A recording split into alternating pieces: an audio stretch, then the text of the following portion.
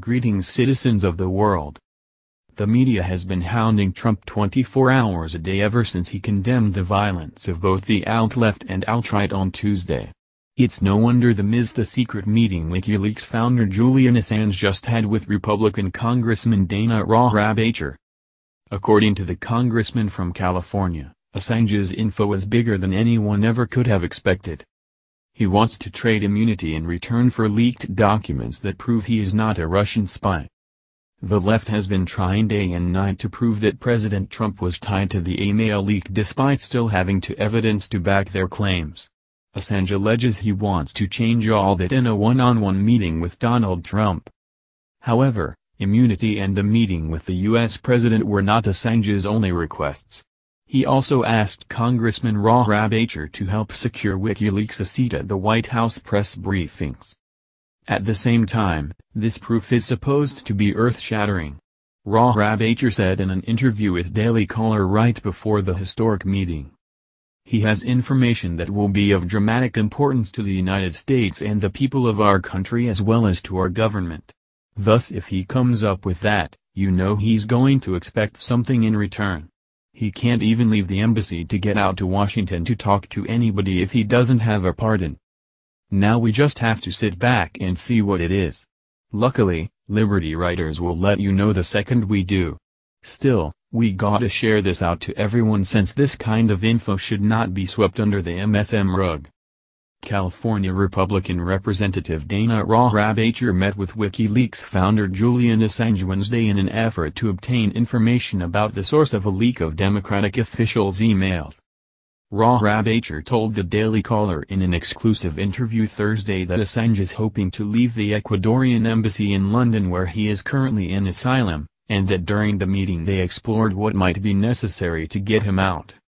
The congressman told the DC that if Assange is going to give us a big favor, he would obviously have to be pardoned to leave the Ecuadorian embassy. Assange took asylum in the embassy in August 2012 after facing sexual assault charges in Sweden. The Justice Department also reportedly wants to charge Assange for helping Edward Snowden, a former NSA analyst, leak thousands of classified documents. He has information that will be of dramatic importance to the United States and the people of our country as well as to our government, Rohrabacher said.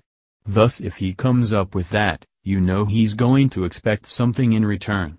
He can't even leave the embassy to get out to Washington to talk to anybody if he doesn't have a pardon. Obviously there is an issue there that needs to be dealt with, but we haven't come to any conclusion yet.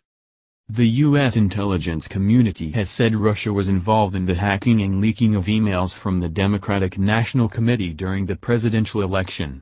Assange has continued to maintain that Russia was not WikiLeaks' source and has long maintained that he would never reveal a source.